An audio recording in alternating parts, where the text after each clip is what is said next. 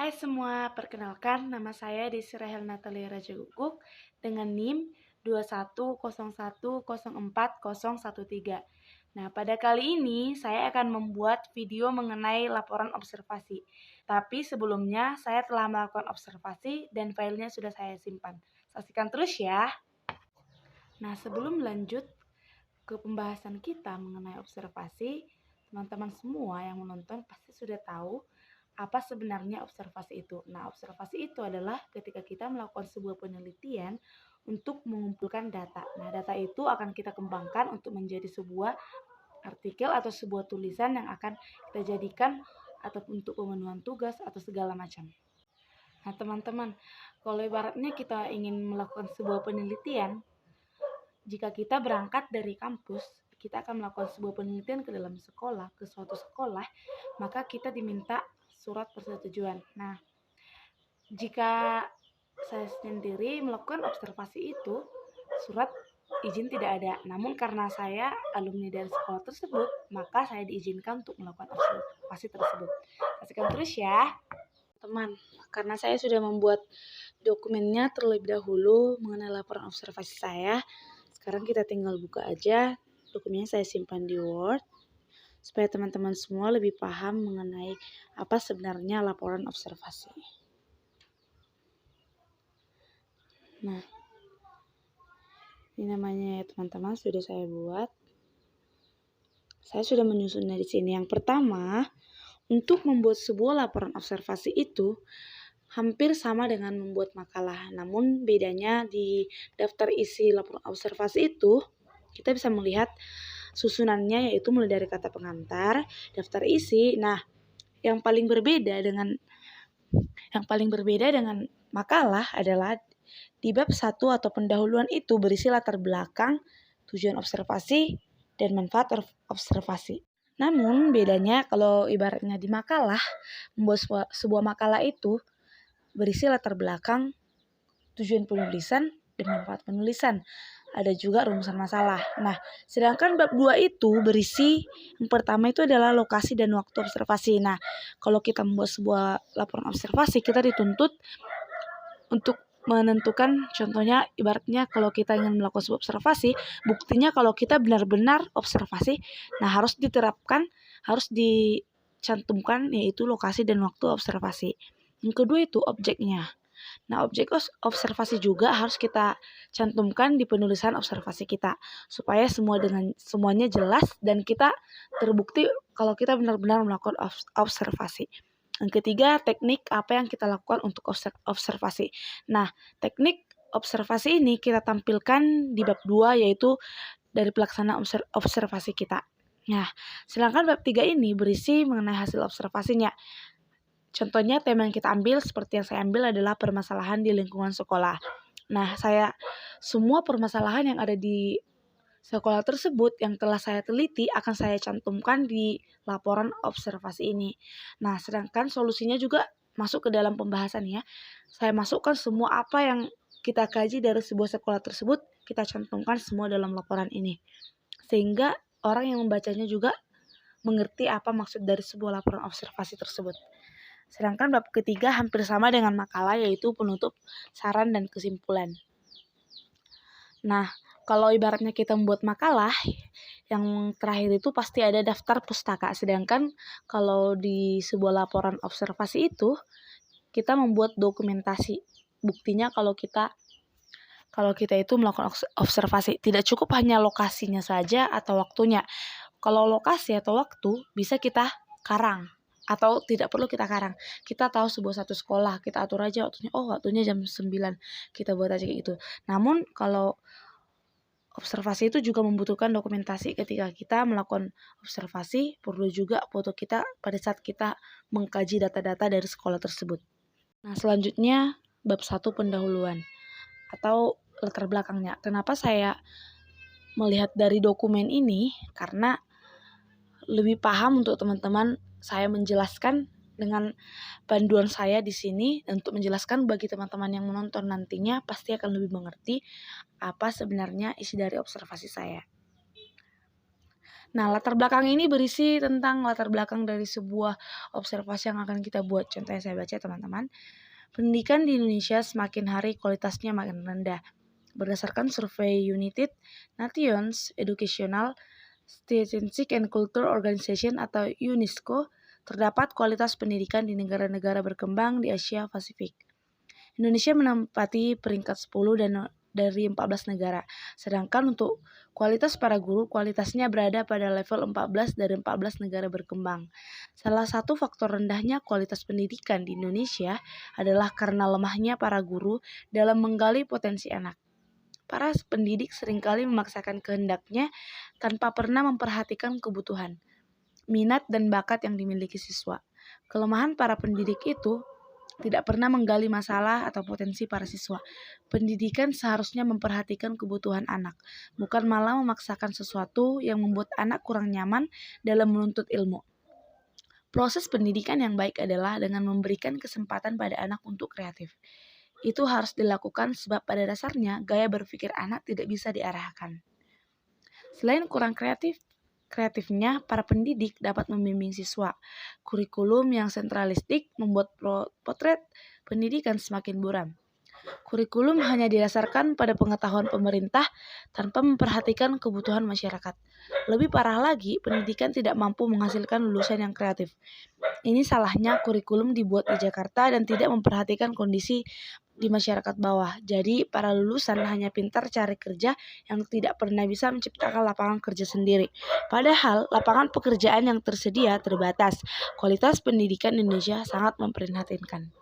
Manfaatnya adalah berupa penambahan pengetahuan serta wawasan penulis kepada pembaca tentang keadaan pendidikan sekarang, sehingga kita dapat mencari solusinya secara bersama-sama agar pendidikan di masa yang akan datang dapat meningkat baik dari segi kualitas maupun kuantitas yang diberikan. Nah, kita lanjut yaitu bab kedua, pelaksanaan observasi. Nah, teman-teman tahu lokasi observasi yang saya buat yaitu adalah saya melakukan observasi di tempat sekolah saya dulu yaitu SMK Negeri 1 Parbuluan, tepatnya di Jalan Dolok Sanggul, Kecamatan Parbuluan, Kabupaten Deiri, Desa Laihole. Nah, saya melakukan observasi itu pada hari Senin 22 November 2021 tepatnya pukul 10 WIB. Nah, kenapa saya mengambil waktu jam 10 WIB? Karena pada waktu itu anak-anak di sekolah tersebut jam 8 mereka lagi ada kegiatan. Jadi saya mengambil waktu luangnya karena kebetulan kepala sekolahnya juga jam 10 datang. Jadi saya dapat waktu untuk observasi atau mengkaji data dari kepala sekolah itu pada saat jam 10. Nah, objek observasi adalah segala sesuatu yang akan diobservasikan dan dianalisa selama proses observasi. Nah, objek yang diobservasi adalah sekolah atau teori praktik pimpinan sekolah. Nah, teknik observasi yang saya lakukan adalah teknik observasi partisipan. Observasi partisipan itu yaitu suatu teknik observer yang ikut serta dalam kegiatan individu dan yang akan diobservasi. Artinya adalah saya seorang observer yang akan mengobservasi di sekolah itu. Dan saya tidak hanya mengkaji data lewat orang lain, tapi saya langsung bertindak sendiri ke tempat tersebut untuk mengobservasi. Nah, dan bertanggung jawab akan hasil yang akan saya dapatkan berdasarkan yang telah saya teliti. Selanjutnya adalah bab ketiga, hasil observasi. Nah, setelah saya melakukan observasi, saya tidak diperbolehkan, dan teman-teman bisa tahu tidak semua sekolah memperbolehkan kita untuk melakukan observasi itu secara, bagaimana yang saya katakan, kita diperbolehkan untuk langsung top ke tempatnya. Contohnya kita akan mengobservasi sebuah ruangan ini, kita harus pasti ke tempat itu. Kita tidak perbolehkan, dan menurut kepala sekolah di tempat tersebut katanya tidak bisa sembarangan tidak bisa sembarangan memberikan sebuah data kayak gitu teman-teman. Jadi saya hanya duduk di kantor dan hanya meminta data dari kepala sekolah tersebut. Nah, setelah saya bertanya-tanya dan permasalahan yang saya dapatkan adalah masalah sikap siswa terhadap di lingkungan sekolah. Antara sikap dan tindakan siswa dapat dikategorikan berbeda. lebih cenderung pada kesadaran, kepedulian atau keengganan siswa untuk melakukan hal positif di sekolah. Sedangkan tindakan dimaknai dengan perilaku atau perbuatan yang mengarah pada perilaku menyimpang, misalnya pelanggaran terhadap tertib dan disiplin belajar. Ini sangat sering teman-teman.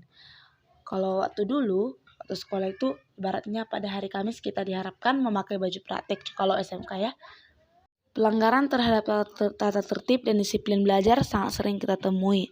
Contohnya pada hari Kamis seperti yang tadi saya katakan, pada hari Kamis diharapkan memakai baju praktek, tetapi itu berlaku hanya untuk anak SMK.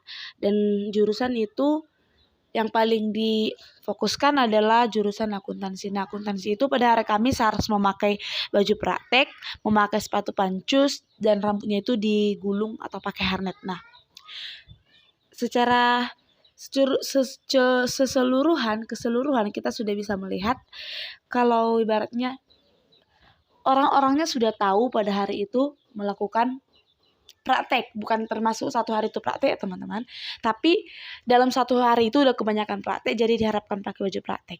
Nah, udah tahu peraturannya harus memakai seragam praktek, sepatu pancus, pakai hairnet, namun dari rumah berangkatnya pakai sepatu sekolah. Teman-teman bisa lihat kan bagaimana penampilan ketika pakai baju praktek dan memakai sepatu sekolah dan pakai kaos kaki putih. Mungkin tidak cocok. Namun ketika sudah guru datang, ini bisa dikatakan pelanggaran yang sengaja.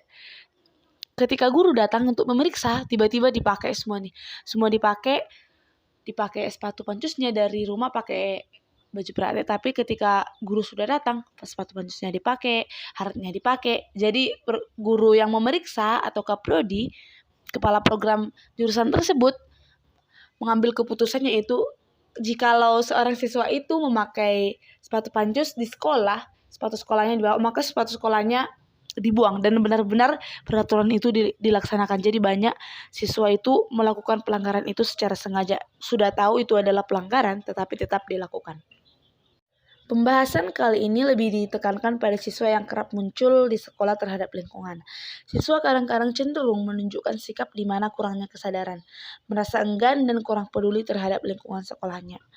Ada sikap siswa terhadap lingkungan sekolah yang teridentifikasi dan menjadi permasalahan di sekolah. Nah, permasalahan yang kita ambil yang pertama itu adalah di bidang teoritis. Banyak siswa yang sulit mengerti mengenai kurikulum yang diajarkan. Mungkin kalau ini teman-teman bisa tahu kurikulum yang diajarkan bukan gurunya yang kurang memahami kurikulum tersebut, tetapi siswanya. Bisa jadi siswa ini IQ-nya kurang, agak lambat, sehingga mungkin sebagaimanapun guru menjelaskan sulit dimengerti. Ini merupakan suatu masalah. Yang kedua, siswa ketika ujian sulit memahami dan menjawab soal, sehingga sebelum ujian, siswa cenderung menghafal tanpa mengerti hafalannya. Nah, ini yang paling sering terjadi ketika ujian. Kebanyakan siswa itu menghafal, contohnya yang dipelajari itu mulai dari semester 1 sampai akhir semester 1 itu dipelajari dari bab 1 sampai bab 12. Nah, ketika pada ujian, semua dihafal dari bab 1, pengertian, karakteristik, contoh-contoh, menjelaskan semua dihafal sehingga pada ujian hanya menerapkan hafalannya, sehingga setelah selesai ujian itu tidak ada yang lengket di otaknya, hanya sekedar hafalan dan tidak mengerti apa maksud dari yang dihafal tersebut. Yang ketiga, pembatasan daya serap siswa dalam pengetahuan. Ini bisa jadi dari daya serap siswa itu bisa jadi seperti yang tadi ya, adanya kekurangan IQ-nya agak lambat, itu merupakan kekurangan daya serap siswa dalam pengetahuan. Dan ada juga secara kesengajaan, faktor malas, seseorang yang ketika di sekolah itu dia malas belajar, dia tahu ada seorang yang udah pintar, tetapi ketika jiwa malasnya itu muncul, maka hanya sekedar saja, maka pengetahuan itu tidak masuk ke dalam pikirannya. Dia tahu semuanya, tapi mungkin karena pikiran seorang siswa itu malas, maka semua yang ada kepintarannya dalam dirinya semua akan hilang. Selanjutnya yang kedua adalah permasalahan dari lingkungan masyarakat. Seperti yang saya observasikan, yang paling utama menurut kepala sekolah tersebut adalah dari masyarakat atau dari orang tua siswa. Pertama, kondisi masyarakat yang menyekolahkan anaknya kurang menanamkan nilai-nilai religius, terutama anak laki-laki, sehingga cenderung berperilaku tidak menanamkan seorang yang berperilaku beragama. Nah, ini sangat sering terjadi, teman-teman. Contohnya dalam sebuah keluarga itu ada anaknya sekolah di sekolah ini. Contohnya SMK Negeri 1 Perpuluhan, tempat saya observasi. Nah, keluarga ini contohnya di rumah dia sering mengucapkan kata-kata kotor. Nah, kenapa anak-anak sering keluar dari lingkungan rumahnya mengucapkan kata-kata kotor? Karena dari dasarnya dari keluarga sering mendengarkan kata-kata yang kotor. Sehingga ketika ia keluar sekolah, maka semua pikiran-pikiran kotor atau kata-kata yang diucapkan yang tidak baik akan semua dikeluarkan pada saat sekolah, sehingga itu merupakan menjadi salah satu kendala kepada pihak sekolah. Nah, yang kedua mungkin orang tua dari keluarga tersebut malas beribadah. Ini juga merupakan hal yang paling utama. Makanya dikatakan kurang menanamkan nilai-nilai keagamaan. Nah, pada saat ini mungkin ada orang tua yang tiap hari Minggu suruh anaknya ke gereja, tapi karena mungkin dia melihat pemimpin atau orang tuanya tidak pernah, maka anaknya juga akan turun sifatnya seperti orang tuanya. Maka akan menjadi terjun ke dunia sekolah atau lingkungan sekolah, menjadi anak yang nakal, yang tidak berperilaku sopan, yang tidak tahu berdoa. Itu merupakan dasarnya dari keluarga. Yang ketiga adalah permasalahan di bidang praktik. Contohnya, dalam melakukan praktik, banyak siswa yang kurang melengkapi bahan atau alat untuk keperluan praktik. Nah, contohnya dalam jurusan yang saya bisa lihat yaitu jurusan Tata Boga. Teman-teman pasti tahu kan ya, kalau jurusan Tata Boga itu bagian memasak. Nah, ibaratnya mereka akan merencanakan contohnya merencanakan membuat es krim contohnya. Dan sebelum hari H, mereka sudah disuruh guru tersebut untuk membawa kamu yang ini, kamu yang ini, kamu yang ini. Namun ada juga siswa yang mungkin pelupa, ada yang secara sengaja, ada yang gak mau tahu. Itu juga merupakan salah satu. Atau mungkin ada yang tidak mempunyai alat-alat tersebut atau perlengkapan tersebut. Nah, hal itu menjadi kendala mereka untuk melakukan praktik tersebut. Nah, kalau dalam bidang akuntansi jurusan akuntansi, teman-teman bisa tahu. Nah, kalau ibaratnya kita menghitung, kalau hitungan kita sudah sampai di atas jutaan, menghitung harga yang banyak, susah teman-teman. Susah sekali, apalagi saya yang alumni akuntansi itu sangat susah ketika kita menghitung pakai manual, tidak pakai kalkulator. Nah, karena di jurusan akuntansi itu tidak hanya sekedar tambah ini, karena mereka itu menyesuaikan data-data dari sebuah perusahaan yang akan dihitung secara maksimal dan secara baik, dan tidak bisa satupun angkanya kehilangan. Nah, kalau ibaratnya satu angka hilang, angka 0, maka semua berantakan, hasilnya akan berantakan juga. Nah, ketika sudah salah, maka seorang belajar tersebut harus mengulang dari awal. Nah, teman-teman bisa tahu ketika kita sudah di tengah jalan dan mengulang dari awal sangat susah dan sangat membosankan. Nah, jadi seorang akuntansi itu, pelajar akuntansi harus membawa perlengkapannya, yaitu menyiapkan kalkulator. Selanjutnya, pasti ada saja siswa yang kurang menguasai, tetapi hal ini juga sifatnya normatif. Normatif itu adalah normal, teman-teman. Contohnya ada juga dalam bidang contohnya APHP, yaitu Tata Boga ya teman-teman. Nah, jurusan ini mungkin ada sebagian mereka yang kurang menguasai. Dasarnya mereka itu untuk melakukan praktik itu dari teori yang saya bahas pertama. Nah, kalau ibaratnya kita kurang menguasai teori, kita kurang paham teori yang telah disampaikan, kita akan melakukan praktik juga akan kesulitan. Contohnya, saya sudah belajar teori cara membuat selai contohnya. Nah, ketika ini merupakan hal sederhana ya teman-teman. Nah, ketika saya sudah masuk ke praktik, sementara saya nggak paham, kurang mengerti teori yang ini, maka ketika praktik juga saya akan kesulitan. Nggak mungkin dong saya pas praktik ini kayak mana sih kamu naik sama teman kamu, sementara teman kamu juga ikut melakukan praktik tersebut. Maka ini merupakan hal yang paling susah ketika melakukan praktik. Nah, yang akan saya bahas selanjutnya adalah mengenai solusi. Pertama itu adalah lebih memperhatikan guru ketika mengajar. Ini merupakan hal yang paling penting. Teman-teman bisa tahu kalau ibaratnya seorang guru itu mengaparkan sebuah materi, menjelaskan secara mungkin sudah capek ya teman-teman. Kita bayangkan ketika kita menjelaskan sesuatu kepada teman kita berbicara agak lama, tapi orangnya itu tidak memperhatikan, capek dan sakit hati. Itu yang dialami para guru. Jadi teman-teman diharapkan yang bagi sekolah atau juga mahasiswa harus memperhatikan dosen ketika mengajar. Ini merupakan solusi dari bidang teoritis. Yang kedua, berdoa semoga pandemi cepat berakhir. Nah, hal yang paling sulit dialami oleh para siswa yaitu dalam sekolah ini adalah karena sekarang masa pandemi sehingga sekolah tidak bisa berjalan seperti biasanya. Dan ini juga merupakan membuat para siswa itu bisa dikatakan bodoh ya teman-teman. Karena ketika mereka belajar di rumah, fokusnya itu akan mencari dari internet, tidak berpikir sendiri. Nah, kalau bedanya kita di sekolah, kita tidak diperbolehkan membawa handphone. Jadi otomatis panduan kita ke buku. Nah, di buku ini juga tidak tertera langsung jawaban. Jadi kita harus perlu menganalisis, membaca secara baik sehingga kita menemukan jawaban ketika memberikan soal para gurunya. Nah, yang selanjutnya membuat pelajaran lebih menarik sehingga mudah dipahami. Nah, ini merupakan suatu tugas guru.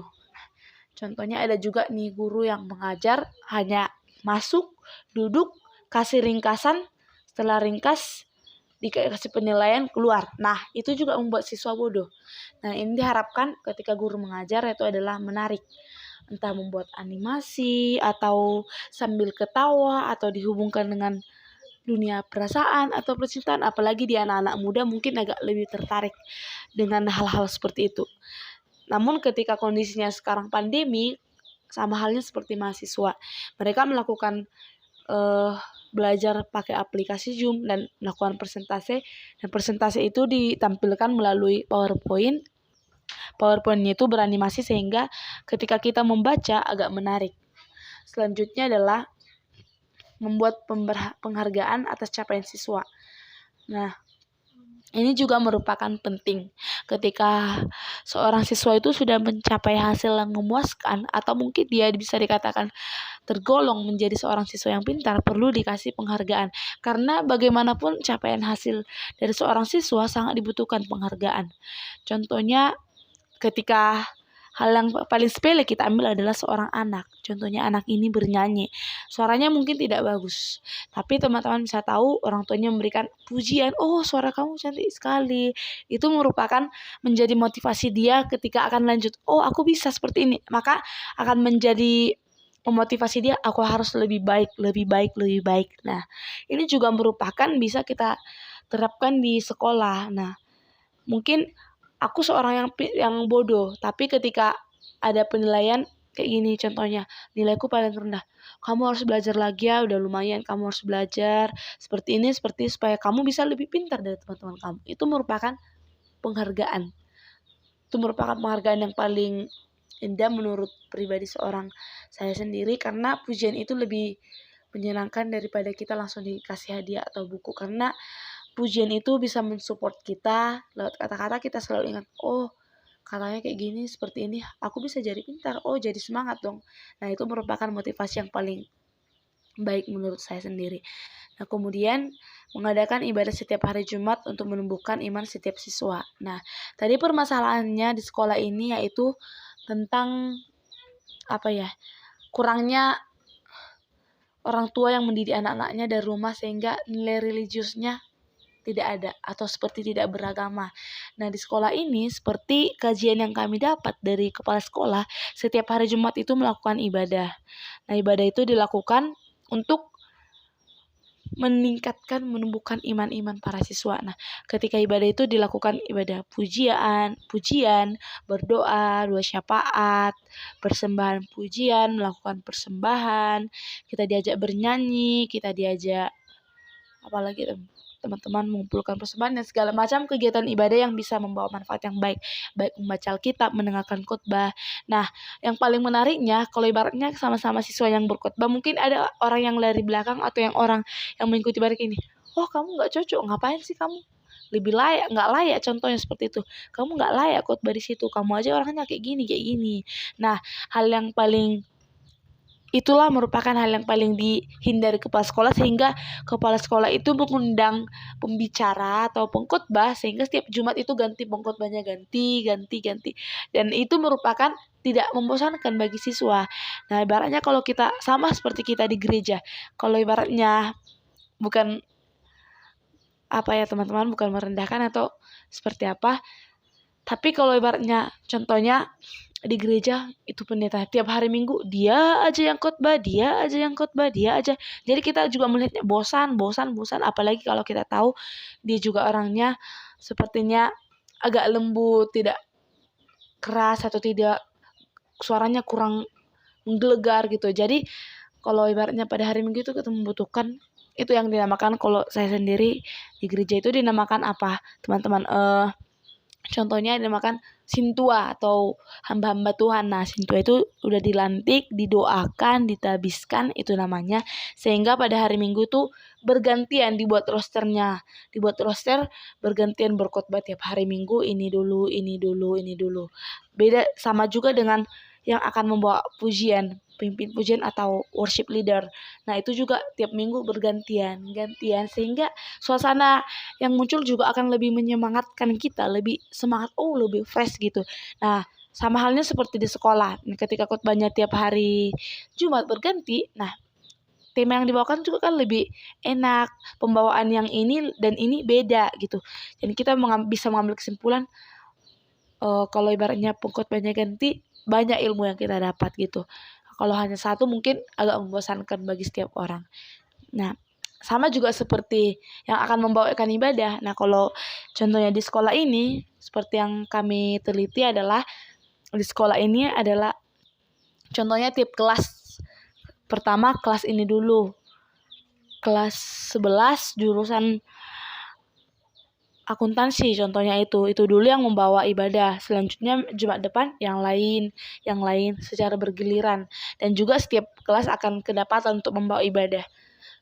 Baik juga halnya dengan agama Islam juga melakukan ibadah setiap hari Jumat, dan mungkin ini juga bisa menumbuhkan tingkat keagamaan. Selanjutnya adalah membuat buku kebaktian. Nah, karena ketika mereka belajar agama di sekolah, kan ada nih sekolah dibagi dong buku kebaktiannya, supaya kamu nanti ibadah ada buktinya, kamu tulis temanya, tanda tangan pendeta, stempelnya. Nah, kalau nitip ketahuan dong nitip. Nah, jadi ini dibuat sehingga setiap masuk agama ditagi, dan ini juga mendorong siswa harus ke gereja, dan wajib kamu harus ke gereja.